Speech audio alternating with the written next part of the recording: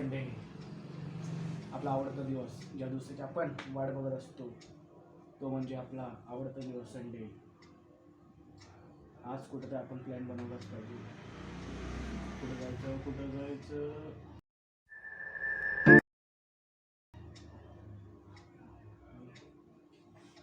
मला तर वाटतं आई आपल्याला काय ते कामाला लावलं.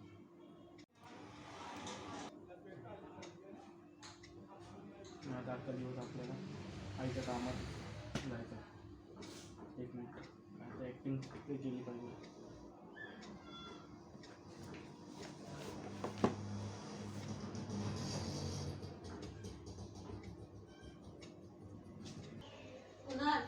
हां, पुस्तक वाचतोय.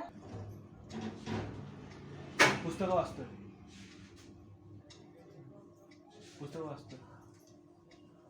नाही, पुस्तकं वाचली पाहिजे. तू नाही आणत आहे सामान? नाही, मी नाही जात. नाही, मी आणते.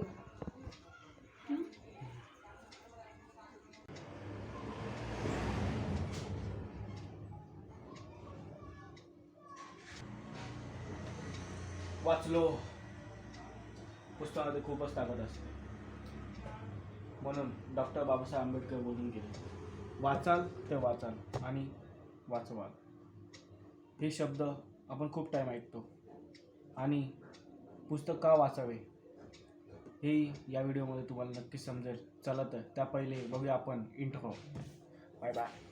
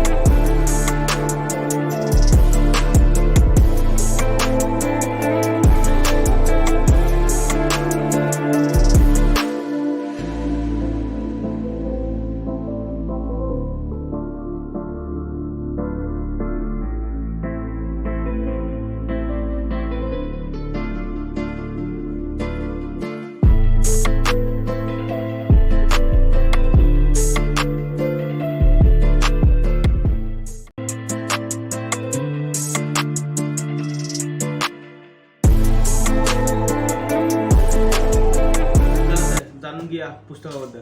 आणि ही तुम्हाला तुमच्या पुढे दिसलेली ही पुस्तकं ही मी वाचलीच आहेत. तुम्हाला वाटेल नाही वाचली, पण ही नक्कीच मी वाचली आहेत. आणि आपण आज टॉप 5 बुकची आपण माहिती जाणून घेऊया.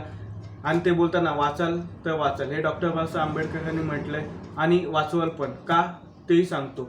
जेव्हा आपण आपलं ज्ञान नसतं आणि आपल्याला त्याची माहिती नसते तर आपण ते आपला टाईम वेस्ट होतो, एनर्जी वेस्ट होते.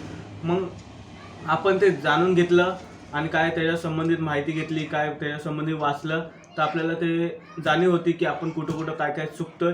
आणि त्यामध्ये जी आपली एनर्जी ती वाचते. म्हणून आपण बोलतो की वाचाल तर वाचाल आणि वाचवाल. चला तर आपण पहिलं rich dad and poor dad हे माझं पहिलं पुस्तक. यांचे लेखक आहेत रॉबर्ट कियोसाकी.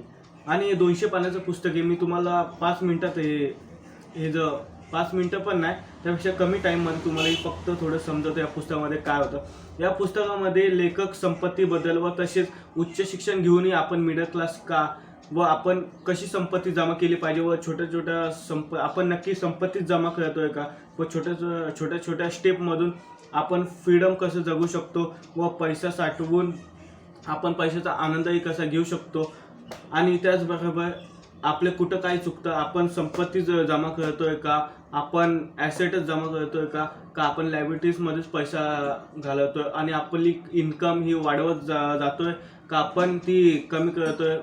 आणि या पुस्तकामध्ये पुस्तक वाचल्या माझा अनुभव प्रश्न सांगतो की जेव्हा हे पुस्तक वाचलं त्यानंतर समजलं की जॉब हा फक्त एक आहे, म्हणजे आपला जॉब आहे, फक्त ती एकच इन्कम आहे. पण या पुस्तकाने सांगितलं की एका इन्कमवरती अवलंबून नका राहू आणि तसेच भविष्यामध्ये अजून इन्कम डेव्हलप करा आणि डेव्हलप होऊ शकतात. आणि या लॉकडाऊनच्या टायमामध्ये समजलं असेल की एका इन्कमवरती काहीच होत नाही आणि लॉकडाऊनमध्ये तुम्हाला समजलं असेल की एका इन्कमवरती काहीच होत नाही. 2-3 इन्कम तर पाहिजेच माणसाला, त्यासाठी कष्टही केले पाहिजेत.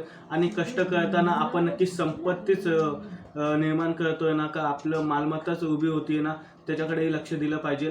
तर ह्या पुस्तकामध्ये 200 पानाचं पुस्तक हे रॉबर्ट कियोसाकीने हे खूप चांगलं सांगितलं आहे. व संपत्ती आणि मालमत्ता, टॅक्स व शिक्षण घेऊन अशी का, त्याची प्रत्येक गोष्ट, प्रत्येक माहिती या पुस्तकामध्ये आपल्याला दिली आहे. तुम्ही हे पुस्तक नक्की वाचा, रॉबर्ट कियोसाकी. चला तर सेकंड पुस्तक, विचार कर आणि श्रीमंत व्हा. तुम्ही बघू शकता. आणि यांचे लेखक आहे नेपोलियन हिल. हे खूप उत्कृष्ट दर्जाचं पुस्तक आहे.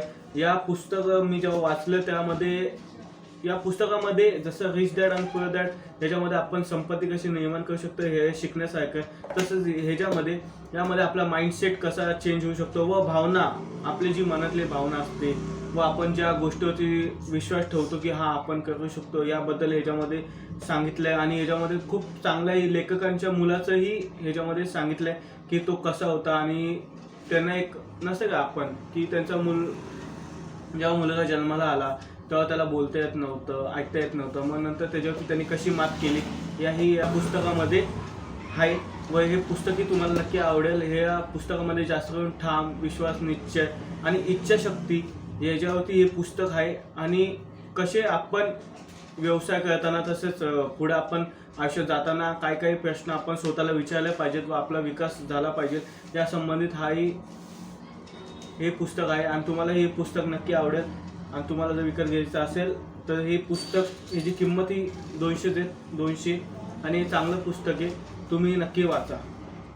आणि हे माझं थर्ड पुस्तक, हाऊ टू विन फ्रेंड्स आणि इन्फ्लुएन्सर. हे तुम्ही पुस्तक बघू शकता. हे डेल कार्नेगी या लेखकांचं, यांनी लिहिलं हे लेखक. आणि हे लेखक उत्तम पुस्तक आहे. अजून यांची 2-3 पुस्तकं आहेत. आणि हे पुस्तक मी लॉकडाऊनमध्ये वाचलं. लॉकडाऊनमध्ये खूपच आपल्याला टाईम भेटलेला, जो आपण मूल्यवान टाईम कुठं यूज केला. आणि नक्कीच मीही थोडीशी पुस्तकं वाचली, जास्त नाही.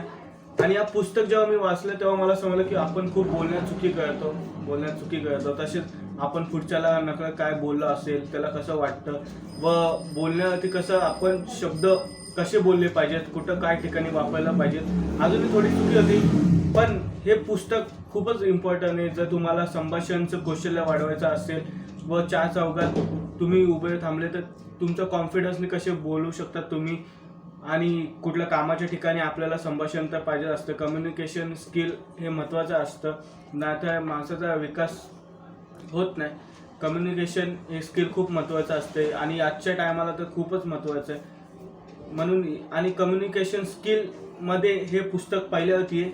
आणि जर तुम्हालाही असं वाटेल की आपला कॉन्फिडन्स वाढावं, आपणही 4 चौघात चांगलं बोलावं, आणि तसे शब्द हे खूप मोठी ताकद आहे की आपण जर काही शब्द या पुस्तक वाचल्यानंतर, या पुस्तकामध्ये जे आपण शब्द व तसेच बोलायची पद्धत, ज्या पद्धती दिल्या या पुस्तकाने, ज्या पद्धती दिल्यात बोलायच्या व शब्द कसं काय बोलायचं प्रभावित पण करू शकतो. या पुस्तकामध्ये खूप चांगल्या पद्धती दिल्यात आणि तुम्हालाही नक्की आवडेल. पुस्तक द अल्केमिस्ट. आणि हे जे लेखक आहे पावलो कोएल्हो. हा, हे कठीण आहे थोडं नाव लेखकांचं, पण चांगलं उत्तम पुस्तक आहे. आणि जेव्हा मी हे पुस्तक वाचलं तेव्हा मला थोडं वाटलं की काय गोष्ट आहे. आणि नंतर समजलं की खूपच उत्तम पुस्तक आहे हे.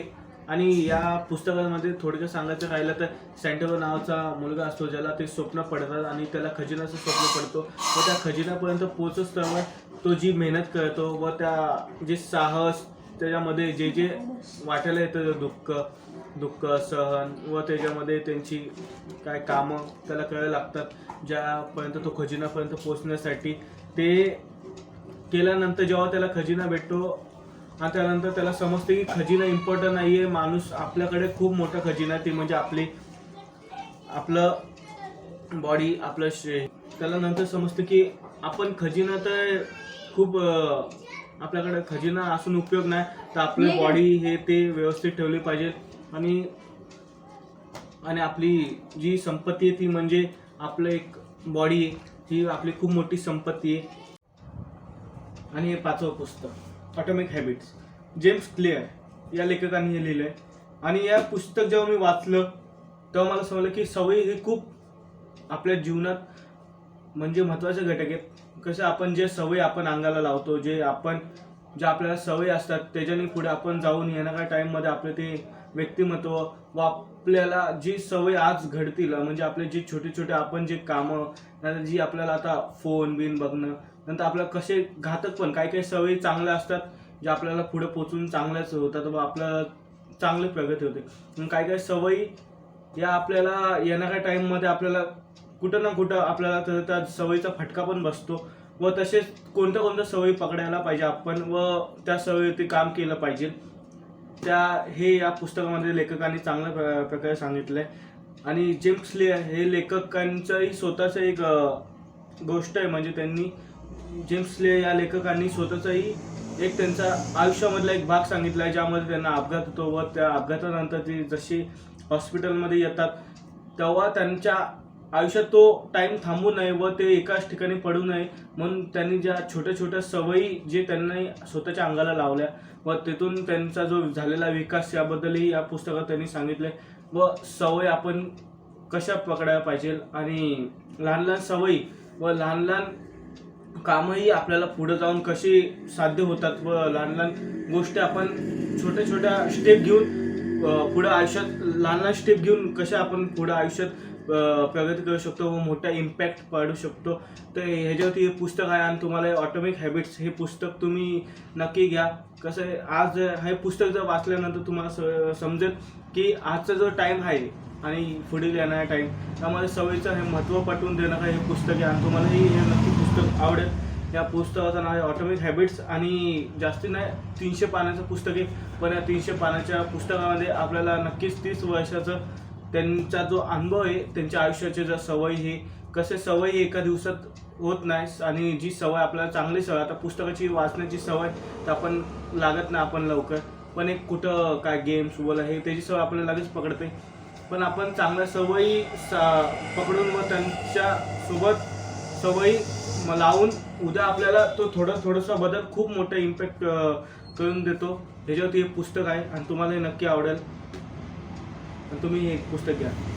तर आता हे मी 5 पुस्तकं सांगितली जी टॉप 5 पुस्तकं जी मला वाटली की तुम्हाला याबद्दल माहिती देऊ आणि दिलं असते या पुस्तकांबद्दल. ही पुस्तकं जर तुम्हाला हा ब्लॉग आवडला तर तुम्ही खाली नक्कीच कमेंटमध्ये सांगा. मग मी या 5 पुस्तकांचंही तुम्हाला माहिती देईल थोडक्यात माहिती जर मोठा होऊ शकतो ब्लॉग आणि तुम्हालाही नक्कीच टॉप 5 पुस्तकं मी बोललेलो त्या टॉप 5 पुस्तकांचं मी तुम्हाला सांगितलं आहे. आणि आपण बोलत नाही का तुम्ही तुमचा जो मौल्यवान टाईम देऊन हा व्हिडिओ बघता ते तुम्ही नक्कीच तुमच्या टाईममध्ये जे तुमचे आहे जे टाईम भेटतात 1-2 नाही तर तुम्हाला जसं टाईम भेटेल तसं एकही पुस्तक तुम्ही वाचलं पाहिजे. एक पुस्तक तरी वाचलं पाहिजे तुम्ही आणि कोणतंही 5 पैकी एक तरी वाचलं ना तर हे तुम्हाला असं तुमच्या विचारात थोडासा बदल होऊ शकतो. हल्ली आजकाल आपण पुस्तक वाचत नाही ते फोन ह्याच्यामध्ये टाईम भेटत नाही आपल्याला आणि ऑनलाईन हे पण असतात व्हिडिओ ह्याच्या आता आपण सोशली खूप असतो. पण कधी जर तुम्हाला असं वाटलं एका टाईममध्ये जर टाईम भेटला तर नक्कीच पुस्तकं वाचा. पुस्तकाने आपल्याला खरंच ज्ञान भेटतं आणि डॉक्टर बाबासाहेब आंबेडकर बोललेच आहेत की पुस्तकं ही आपली संपत्ती आहे आणि नक्कीच तुम्ही या 5 पैकी तुम्ही एकही पुस्तक विकत घ्या आणि ते नक्की वाचा. चला तर तुम्हाला हा ब्लॉग कसा वाटला आणि सांगायला विसरू नका. 5 झाल्या आणि या अजूनही पुस्तक आहेत. या पुस्तकांचाही तुम्हाला ब्लॉग जर पाहिजे असेल तर मला नक्कीच कमेंटमध्ये तुम्ही सांगा. मग मी तुम्हाला ही माहिती सांगेल आणि नक्कीच तुम्ही मला असं वाटेल की तुम्ही नक्की हे पुस्तकं वाचतील. 5 पैकी एक ते पुस्तक तुम्ही वाचणार असं मला वाटतं आणि वाचल्यानंतर कमेंट करायला विसरू नका. चला तर ह्या ब्लॉग कसा वाटला याबद्दल सांगायलाही विसरू नका. चला भेटूया नेक्स्ट ब्लॉगमध्ये.